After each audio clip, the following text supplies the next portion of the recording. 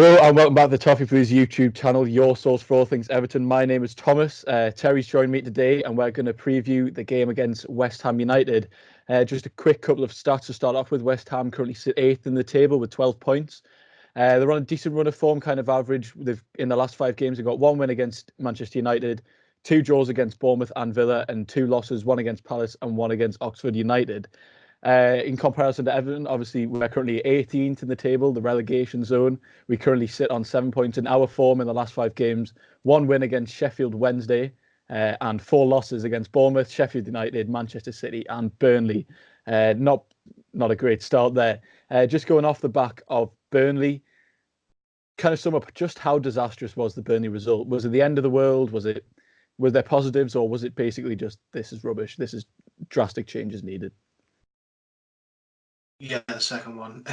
There was not very much you could take from the Burnley game. Like I consider myself very much a glass half full supporter, and I'm not the current situation at the club. I'm not blowing that out of proportion. Personally, I don't think it's as disaster stakes as people think. It's nowhere near as we're nowhere near as bad as people seem to think we are. I mean, we are playing that way. Don't get me wrong, but unlike last time when Koeman got sacked, we had like a horribly unbalanced squad, and I was worried at the time we didn't have the players to get us out of trouble comfortably. Obviously, as it happens, we did. This time, I know the squad's not not perfect. There's gaps in it, but I'm not as worried. I don't think this is a DEFCON 1 situation we're in. I just think we need to turn it around and get the wheels spinning and going in the right direction again. Whether Silva is the man to do that is another question for another video. But we just need to put it right. It's snowballed from a couple of disappointing results, back-to-back disappointing results, to we're actually in a really bad run of form. So it's straightforward. What we've got to do is got to win this next game, and then the one after that, and the one after that, and keep going. Yeah, I think for me, one of the most disappointing things was coming off the back of the City game. We showed much more attacking promise in that game. We were making good players making good runs. There was good link up. Went straight into Burnley. It's like they all forgot who each other were, and it was so disappointing to see that. Obviously, Burnley do set up differently to City. We were obviously going to get more chances against kind of City because when they're on the attack, we can counter attack, but against Burnley, there's no rhythm to the game. We couldn't seem to unlock them at all. And obviously, the goal came from that corner, centre the back post. Literally nobody marking Jeff Hendrick, I think it might have been. And whether that's Sonal Martin, obviously it is Sonal Martin, but whether that's the player's fault or the manager's fault, we'll never really know. But for me, one of the most disappointing things was all the progress we made in the City game was immediately kind of just out the window. And then, as you said, now all of a sudden we are looking at 4 losses in the last 5 games. And our only win in the last 5 games coming in the Carabao Cup, so that's not even as important. It's been so disappointing that we can't put a run of form kind of the whole time we've been with Silva. Obviously, we had one towards the end of last season against all the top 6 sides. It was a decent run of form, but there was different things contributing. United were obviously in kind of spiraling down. Arsenal weren't set up great. It was a decent run of form, but in terms of a progressive kind of run of results where you maybe not winning every game, but you win the games you're meant to, you get draws here, losses here to kind of get you in the positions where we're meant to be, top 7, top 8, whatever you say. It's so disappointing that we kind of haven't been able to do that this season and for a large majority of last season. Kind of coming away from the match review and coming to the match preview, what have you made of West Ham kind of in general this season, kind of maybe their summer, how they set up? What's your general opinion on them? I think West Ham they're very much like Everton for me in terms of what our squad's like and what their squad is like. Over the past couple of years, they've suffered from the same ills really that we have. They've got quality players all over their squad. They've just got no consistency, and that's what we're like. And very much, they will. I think the I can't remember his name. I'm sorry. The guy from the opposition view, who Edward spoke to, he said they seem to be in this sort of cycle of win 1, draw 1, lose 1. Whereas, long term, I wouldn't be surprised if we looked across our form since Silva came in, and probably even a little bit before, and we were something similar. We'd win 1, draw 1, lose 1. At the minute, that's better than what we're actually doing. But long term, I rate West Ham. I think West Ham have got massive potential, same way we have. They've got, some fantastic players like Felipe Anderson. Sebastian Haller has come in this summer, looks really good. He's took to life in the Premier League straight away. Obviously, they've got a couple of weaknesses. I don't think they're very strong at fullback, personally. But I'm worried. I've got to be honest. I think I'm usually one to optimistically that we're going to win, even if we're probably not. I'm going into this one worried. I'd be surprised if we won. I've got, they've not won for a long time away from home, and you need a run to end. Who do you want to play? Everton. We always seem to do it. So it's going to be a very telling game about the makeup of both teams, because they've got quality players who can hurt us all over the pitch. It's just about whether we can hurt them back. Yeah, definitely. Obviously, kind of the band of the four teams is kind of Leicester, Everton, West Ham, and I'm forgetting the other team, Wolves. Those kind of four teams, we're all kind of in the same boat. We've all got money, but we're not picking up the most consistent results ever. We're not really hitting the form that's needed. Leicester probably the most exciting of those teams at the moment. They're showing a lot more quality than I think the other three. In terms of the business the West Ham did, sorry, I think they made some decent signs. I think Haller up front has been a good sign for them so far. He's definitely got a couple of goals. He's kind of the physical presence that you need in the Premier League. Maybe they are lacking at fullback, like you said. That they've never been kind of that quality in that area. But I think West Ham and Everton are in a similar position in the moment. Obviously not on the table, but there's a lot of funds behind them, but they're still not getting the results kind of needed to push them up the table. And it's been like this for a few seasons now. Obviously, it's frustrating because when you look at Wolves and Leicester, I think they're much further ahead of Everton and West Ham at the moment. Leicester obviously playing good football. They're getting good results. They're pushing the top 5, the top 6, whatever you call them. And obviously Wolves are in the Europa League at the moment, and maybe this season they're not playing at their best because of that. But going back to West Ham's summer business, Haller, he's the obvious kind of threat. He has scored goals. He has not necessarily hit the ground run. He's not setting the league alight, but he's scoring goals as he meant to. I'll read out kind of maybe the predicted starting lineup, and then after I'll kind of ask you what their danger men maybe are going to be. In terms of their absentees, they won't have Mikel Antonio and they won't have Fabianski. So after that, they've got Jimenez in goal, Creswell, Ogbonna, Diop and Fredericks, Rice, Felipe Anderson, Lanzini, Mark Noble, Yarmolenko and Haller up front. That's probably going to be the lineup that they're probably going to go with. Where it's a change of system, we'll have to wait and see. Out of those players, who do you think maybe is the most dangerous player, or maybe a couple of players that you might think are going to pose a threat?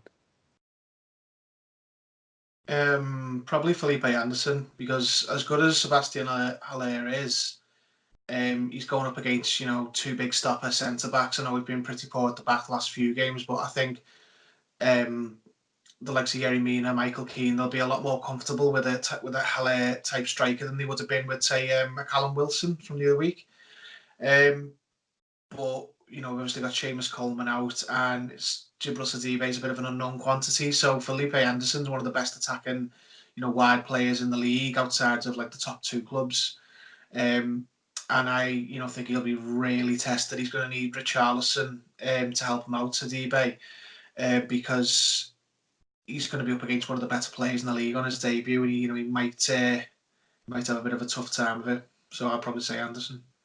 Yeah, I think in the last game, Felipe Anderson was maybe criticised. He doesn't always kind of hit his best form, but when he does hit his best form, he is a serious threat to defences. And it kind of depends what day you kind of find him on. He seems to have off days, and then on days he doesn't ever seem to find kind of the middle ground.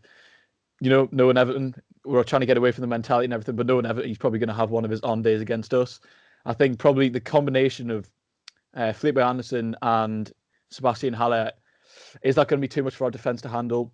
Potentially. I think Haller, last season we struggled against kind of the bigger strikers, but obviously we've seen this season with Yerry Mina, he's kind of been much better against players like Benteke. But Haller's not Benteke. Haller does get the goals and he gets in much more dangerous positions as the other big strikers as we played this season. So I think Haller is going to be a real kind of dangerous player coming up against. I think this man we've got to address really, Yarmolenko. He's come back from injury. He was basically signed for Everton for 3 years or something like that. I think he also hasn't obviously found his best form yet either, and I think maybe that could come soon. He's a lot kind of a different kind of winger. He's stronger, he's taller, does that pose a threat to Lucas Digne? Maybe, we know Lucas Digne can get caught out sometimes if he's counter-attacking, and Yarmolenko, and kind of that front three of Yarmolenko, Haller and Philip Anderson, I think are just going to cause our defence problems all day. Looking at Everton's absentees, obviously Gbamin, disappointing news this week that he's going to be out for 3 more months after aggravating his injury. Fabian Delph is a doubt. He withdrew from international duty, and Silva doesn't think he will be ready for this game. Obviously, Seamus Coleman is suspended. He got suspended for Everton. He's got suspended for Ireland. It's not been his couple of weeks. Looking at kind of the absentees, obviously we won't have Delph, we won't have Gbamin or Coleman. Who do you kind of see the midfield being? It's kind of a debated topic at the moment. Andre Gomez will be back. Schneiderlin's played a lot of games recently, and obviously Davies hasn't played yet, but maybe is it the time for him to come in? Who do you think so let's imagine we're going to play the 4-2-3-1. We can't really see that changing anytime soon. Who do you think the two will be? Oh, Schneiderlin and Gomez, easily. I mean, I'd be happy to see Davies come in. I've always rated Tom Davies. Davies with Gomez would be quite interesting. I think Davies would have to play his sort of England under-21 role. He'd have to sit a bit more, which I don't think is his best position, but at the minute, just getting him in the team would be an improvement. But the manager, I mean, he likes Schneiderlin. He rates Schneiderlin. He's probably not going to concur with the supporter sort of vision, view of Schneiderlin. Say that 3 times fast. But that midfield makeup was the one that was just embarrassing against Aston Villa away, and it is going to be that. And on the one hand, his options have been limited with Delph. As soon as he gets Gomez back, he loses Delph. I think what he's probably going to want to do now with Gbamin out for the long term, he's probably going to try and roll with Delph and Gomez as much as he can. But they both had been injured already. So whether he's going to be able to do that, I think we probably are going to see a lot of Schneiderlin this season until Gbamin's back, which probably won't be towards the back end of the season now, because even when he's back in 3 months, it's going to take him a while just to get up to fitness. And then when he comes back in, he's going to be new to the league. We're going to miss Delph. We'll miss Delph in this game. I think Delph, with that Gbamin injury, Delph's become one of our absolute key players now. He's had a bit of a hit and miss start, but over the course of the season, I think he's going to be very important now. Yeah, obviously it's really disappointing to see Gbamin injured for a longer time. It'll kind of almost be like a new signing when he comes back. That we've seen him play for like 130 minutes or something like that. It's really not much. It's disappointing to see Delph injured, and he does offer kind of that calming presence in the midfield. But Silva will now be forced to kind of go more attacking the midfield. We always complain because he plays kind of two traditionally defensive midfielders. Delph isn't a central defensive midfielder as such, but he is more defensive. Obviously, Gomez will probably come into the team. I think it will be Gomez and Schneiderlin. Obviously, that's not our best midfield. I don't think it's the end of the world, though. Obviously, I would like to see Gomez and Delph, but kind of there's been a lot of debate about then the 3 in front of them, because we know we're playing 4-2-3-1, as I said. We got ourselves a new fan in Iceland Statistician last week or something like that. He's a fan of what we said about Gylfi Sigurdsson. But in terms of Gylfi Sigurdsson's probably going to start. I think we can all agree on that. He is kind of the undroppable player. Then when you get onto the left wing, Bernard, Iwobi, it's still kind of not set between them. Obviously, we think Richarlison will start on the right. What do you think that 3 in front will kind of be? I think it'll be Bernard on the left, Richarlison on the right, and Sigurdsson behind. He did try and play Walcott, didn't he, in the City game? So maybe he had some sort of tactical setup in mind that would include him. I don't know, obviously we only saw him for a minute before he had to go off, so we have no idea what that would have been. So who knows? Maybe now that Theo's back, he might start him. That would really endear him to the Goodison faithful, I'm sure. Silva. It will be the 4-2-3-1. I personally would like to see 4-3-3 and maybe see Iwobi in centre midfield in the middle 3 with probably Davies and Gomez, something like that. Maybe or Schneiderlin with Gomez or Davies. Just bring the number 10 out of it. Have a high front 3. Let them play high up the pitch, and have a middle 3. I think that is what he wanted to do, but with Gbamin as the 6, but you haven't got him. You just change your whole plans for the season round. It was based on one player. I know Gbamin's, the number 6, but Schneiderlin maybe Schneiderlin can play there in the short term until Gbamin's back. Or I don't know. It will be Schneiderlin. Sigurdsson behind probably Calvert-Lewin with Richarlison on one side, and then Bernard or Iwobi on the left. Probably Bernard, I'd say. Is it with what week is it? Is it his turn? He seems to just be taking turns, don't they? Yeah, I think the hopeful kind of. I hope Iwobi starts. I think Iwobi kind of offers more than Bernard. Obviously, Bernard's kind of got that skill set to kind of beat his man, but Iwobi, with the ball at his feet, seems to have much more end product, and I think he's much better kind of contributing to the team as a whole than Bernard is. We will see Sigurdsson, that's inevitable. And then I think we will see Richarlison on the right-hand side, and it's so important. He has been quite decent coming back defensively this season. I think it's so important to offer Sidibe that support, as he said, because Sidibe will start.